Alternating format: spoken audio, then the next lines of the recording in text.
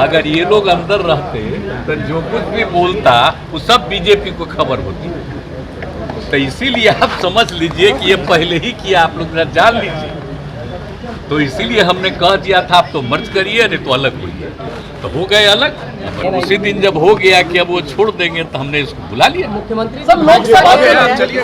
तो उसी दिन हमने कह दिया और सब लोगों से बातचीत कर और सबसे बात करके इनको कर दिया और फिर तुरंत गवर्नर साहब से बात किया, उनके इस्तीफा का भिजवा दिया।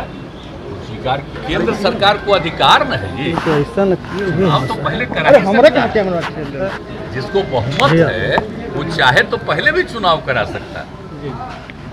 तो हम लोग थे श्रद्धेय अटल जी के साथ, तो उन्हीं का पटिया लोग 3-4 महीना पहले चुनाव करा दिया था। हो सकता है उन लोगों को लगे कि लोग मिल करके आगे बहुत मूवमेंट करेगा तो ज्यादा नुकसान होगा, तब पहले भी कर सकता है। हम तो ऐसे ही कह रहे हैं, हम थोड़ी कह रहे हैं कि पहले कर देंगे। मैंने इसकी संभावना हमेशा रहती है। नमस्कार, मैं हूं रविरंजन, आप देख रहे हैं लाइव बिहार। बिहार के मुख्यमंत्री नीतीश कुमार ने पहली बार जीतन राम मांझी के गठबंधन छोड़ने पर कड़ी प्रतिक्रिया दी है। नीतीश कुमार ने कहा है कि जीतन राम मांझी सारी बातें बीजेपी तक पहुंचा रहे थे और ये बातें मुझे पता चल गई थीं, इसीलिए उनसे कह दिया था कि आप तो इधर रहें या उधर चले जाएं। अब वो चले गए हैं, इसीलिए रत्नेश सदा जो हमारे पुराने सहयोगी हैं उनको मैंने मंत्री बनाने का तय कर लिया है। इसके पहले नीतीश कुमार ने ये कहा कि जीतन राम मांझी को मैंने मुख्यमंत्री तक बनाया, उन पर भरोसा करता था। लेकिन जीतन राम मांझी कभी भी भरोसे पर खरे नहीं उतरे। वो लगातार इस बात को कोट कर रहे थे नीतीश कुमार कि जीतन राम मांझी को मैंने मुख्यमंत्री बनाया, उस समय भी वो ठीक तरह से हमारे साथ नहीं थे। और अब जब वो चले गए हैं तो वो क्या क्या बात करते हैं उस पर हमें कुछ भी नहीं कहना है। तो सबसे पहले हम आपको सुनाते हैं कि बिहार के मुख्यमंत्री नीतीश कुमार ने जीतन राम मांझी के महागठबंधन से अलग हटने पर क्या कुछ कहा है, सुनिए नीतीश कुमार को। करेंगे, अगर ये लोग अंदर रहते तो जो कुछ भी बोलता वो सब बीजेपी को खबर होती। तो इसीलिए आप समझ लीजिए कि ये पहले ही किया, आप लोग जान लीजिए। तो इसीलिए हमने कह दिया था आप तो मर्ज करिए, नहीं तो अलग होइए। तो हो गए अलग, अब ठीक है हुआ। इसीलिए आप जानते हैं हम तो अपने कोटा के ना बना दिए थे, तब फिर हम तो उसी तरह को बनाए। अब रत्नेश सदा को आप लोग जानते ना है जी, कब से हम रत्नेश सदा को हम जान रहे हैं। मीटिंग बुलाया, कहाँ गए, कब से हम जानते हैं। तीसरा टाइम तो हमको लगा कि वो तो ठीक ही है, तो इसी को हम बुला लिए। उसी दिन जब हो गया कि अब वो छोड़ देंगे तो हमने इसको बुला लिया मुख्यमंत्री चलिए। तो उसी दिन हमने कह दिया और सब लोगों से बातचीत कर और सबसे बात करके इनको कर दिया और फिर तुरंत गवर्नर साहब से बात किया, उनके इस्तीफा का भिजवा दिया। स्वीकार किए, बाहर थे लेकिन फिर भी स्वीकार किए और तुरंत एक हम जो नया मंत्री बने उनका भी उसी दिन भेज दिए, उनका आ गया। और वो भी बाहर थे तो आज के बारे में मुख्यमंत्री सब लोकसभा चुनाव आपने कहा कि इस साल भी हो सकता है, ऐसा क्यों लगा आपको? लोकसभा देखिए, आप समझ लीजिए तो केंद्र सरकार को अधिकार न है ये, हम तो पहले करा, जिसको बहुमत है वो चाहे तो पहले भी चुनाव करा सकता है। तो हम लोग थे श्रद्धेय अटल जी के साथ, तो उन्हीं का पटिया लोग 3-4 महीना पहले चुनाव करा दिया था। हालांकि अटल जी नहीं चाहते थे लेकिन फिर भी कर लिया था, हो गया, वो अलग बात है। तो ये तो कभी भी कोई कर सकता है।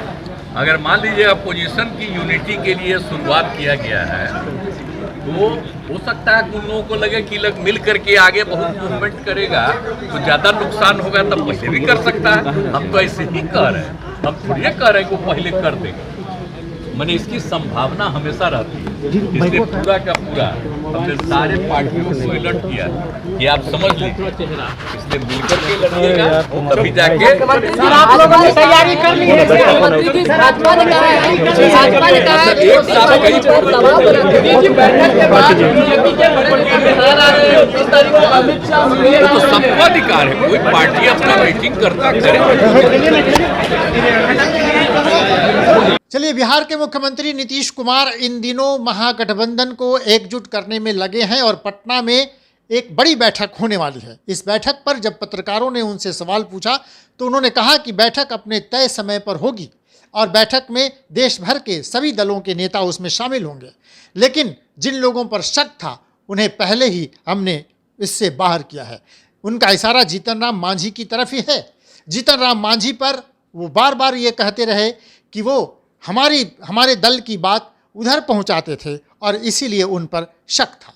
उन्होंने कहा कि वो चाहते थे कि महागठबंधन में भी रहें और फिर वो बीच बीच में बीजेपी से भी मिलते रहते थे, तो इससे पता चल रहा था कि इधर की बातें वो बीजेपी तक पहुंचा रहे हैं।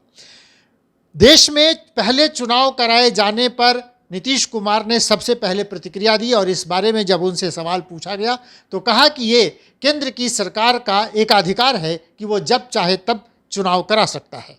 इसके पहले भी अटल बिहारी वाजपेयी की सरकार के समय से पहले चुनाव कराया गया। हालांकि वाजपेयी जी इसको नहीं चाहते थे, लेकिन नीतीश कुमार ने कहा कि उनकी पार्टी के लोगों ने चाहा तो चुनाव पहले हो गया। तो इसीलिए महागठबंधन के लोगों को तैयार रहना है, क्योंकि बीजेपी कभी भी गच्चा दे सकती है, चुनाव का ऐलान किया जा सकता है।